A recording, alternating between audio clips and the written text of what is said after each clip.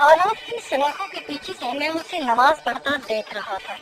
वो 25-26 साल का खूबसूरत नौजवान कत्ल के मुकदमे में 2 दिन पहले यहाँ लाया गया था और यहाँ से चंद दिन बाद अदालती कार्रवाई के बाद उसे जेल मुंतकिल किया जाना था।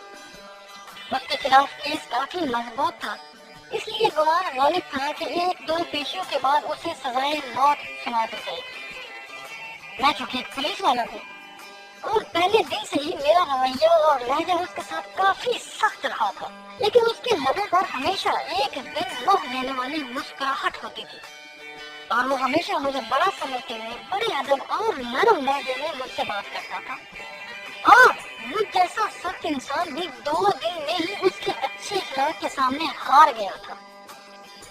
अब वो सलाम फेरने के बाद दुआ मांग रहा था। मैं उसे देखता रह गया।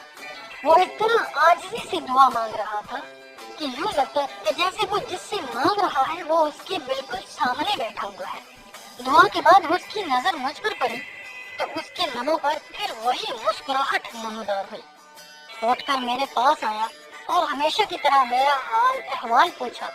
आज खिलाफी मामूल मेरा लहजा काफी नरम था।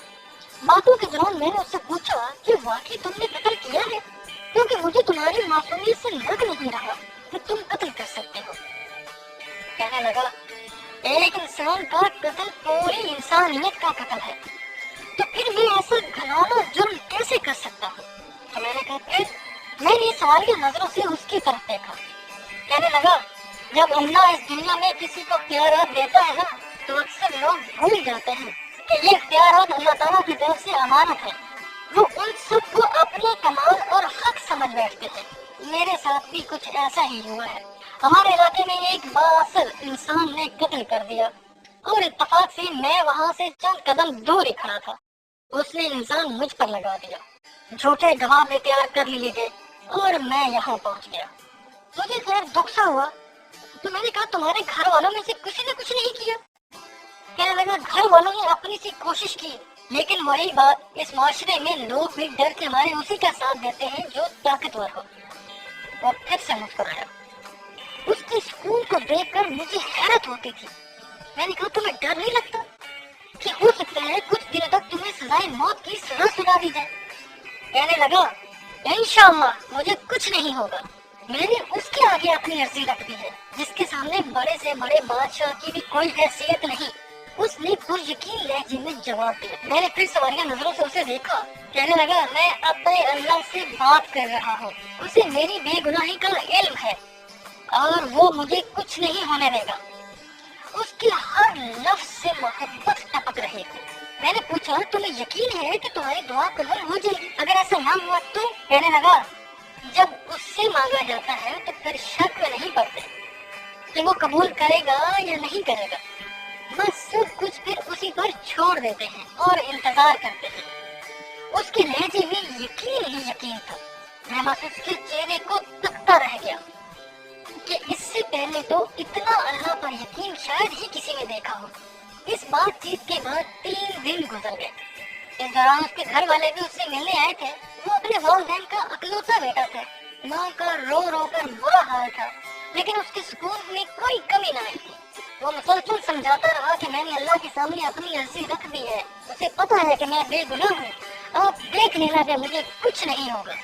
मैंने अल्लाह पर इतना यकीन इससे पहले सिर्फ पढ़ा ही था, लेकिन कभी देखा नहीं था।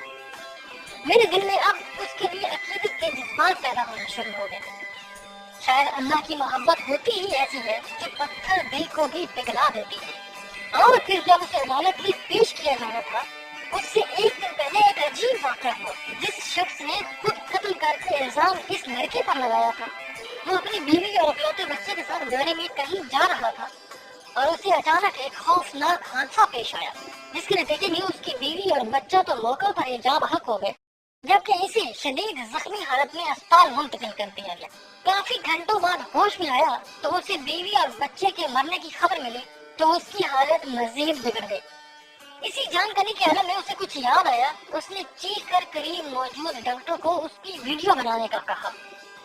बार बार इसरार करने पर डॉक्टर ने नर्स को वीडियो बनाने का इशारा किया, तो उसने वीडियो में बड़ी मुश्किल से अपने जुर्म का एतराफ किया और उसने नौजवान को बेगुनाह करार देकर हाथ जोड़कर माफी भी मांगी। یہ جب یہ ویڈیو پولیس اسٹیشن پہنچی ادھر وہ آدمی بھی مر گیا۔ آج عدالت میں اس کی پیشی تھی، عدالت کے سامنے اس کی بے گناہی کا ناقابل تردید ثبوت ویڈیو کی شکل میں موجود تھا، لہٰذا باعزت بری کر دیا گیا۔ میں کمرہ عدالت میں گم سن کھڑا سوچ رہا تھا کہ اللہ اپنے بندوں کو جو صحیح معنوں میں اس پر ایمان لاتے ہیں ان کی ایسی ہی مدد کر سکتا ہے۔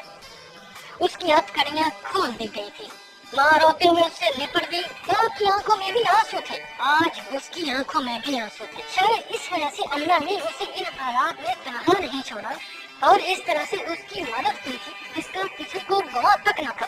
اور مجھے یاد ہے مجھ سے ملنے کے بعد جب وہ جانے لگا تو میں نے اسے کہا، یار مجھے کوئی ایسی بات بتا جا جسے میں ہمیشہ یاد رکھوں۔ تو اس نے کہا، اللہ سے بڑھ کر کوئی ہمدرد، کوئی دوست نہیں ہے۔ جب بھی کوئی مشکل پیش ہے اسی سے مانگنا اور پھر یقین رکھنا کہ وہ قبول کرے گا۔